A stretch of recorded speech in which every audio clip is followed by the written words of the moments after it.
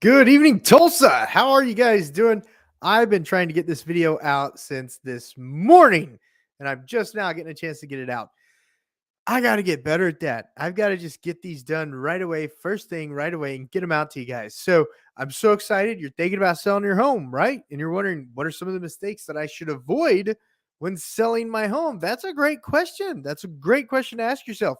I'm going to go over 5 different points that I think that you should take into consideration when selling your home to help with your home selling experience. Okay. It's gonna set you up to make sure there's no preconceived notions that aren't necessarily true on these 5 things. They might help you, they might not, but worst case scenario, at least they didn't cost you anything, right? Right? YouTube's an amazing tool. YouTube absolutely is an amazing tool.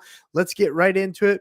The very, very first thing that you need to do when you're considering selling your Tulsa, Oklahoma home and the Tulsa, Oklahoma metro area home is interview more than one agent. Look, no one's going to tell you that. No one's going to be like, "Did you get another opinion?" They're not going to do that. But I am. I'm going to tell you to do that because you know what? It might not be a good fit. Look, I've sold over 600 homes. Look it up on the MLS stats. I've sold over 600 homes. It hasn't been a good fit with everyone. I get the home sold. But I know it wasn't a good fit. I know it wasn't a good fit. I still did my job as a salesman. I still made it happen. Everyone got the closing.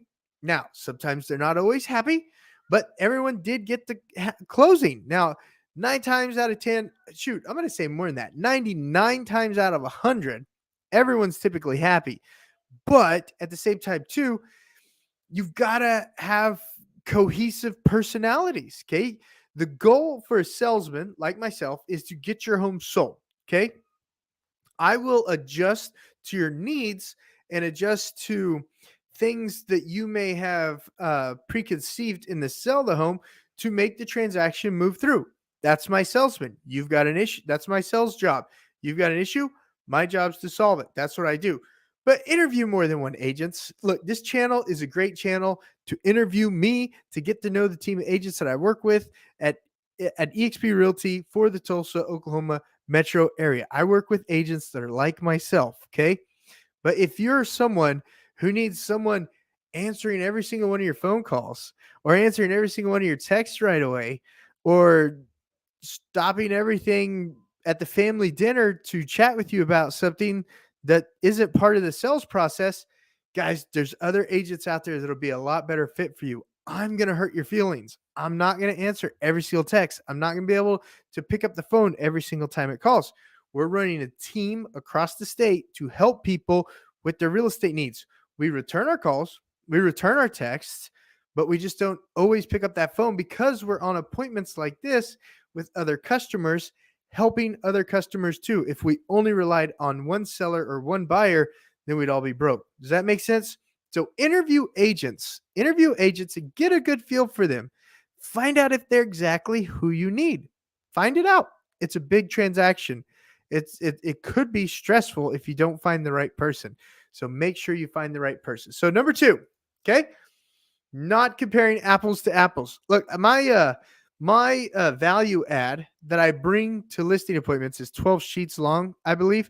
It goes over things like, hey, easy exit addendum. If you're not happy with the way things are going, we call it a day. Give me 4 days notice. We call it a day. The reason being is I'm out there working. I'm out there trying, the team of agents that I work with and I are out there trying to get your home sold. If you don't feel like that's happening, no problem. We are trying to do that. And if you feel like you got to go another direction, give us 4 days notice. Give us 4 days notice. We use e-signatures. We use electronic signatures to get a lot of things done. We use professional photographers. We use the secured lock boxes to make sure who's going in and out of the houses. We have different steps. We tell you that you should only let pre-approved buyers in your house. You should. Why should you have someone who can't buy your house walking through it? Okay.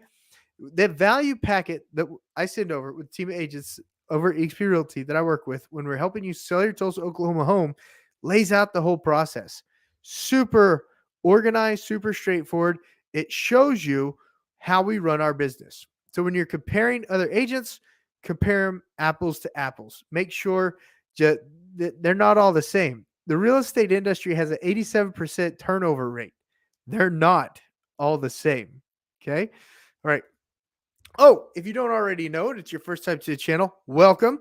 My name is Josh Barnett. I am an agent over at XP Realty. The team of agents that I work with at XP Realty Night, we're absolutely here to earn your business. So if you're a seller in the Tulsa, Oklahoma metro area, or Jinx, Broken Arrow, Coweta, etc., call, text, or email us. Sepulpa, call, text, or email us. The group of agents that I work with, XP Realty Night, we're absolutely here to earn your business and help you with the sale of your home or land.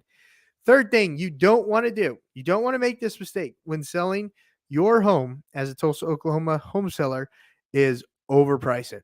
You don't want to do that. Not in today's market. Look at the days on market. It's going up. The days on market is going up.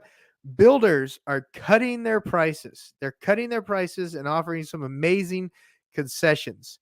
As a home seller, unless you have a unique property that has a unique value add, you do not want to overprice it, because that's going to make your days on market be longer than the median.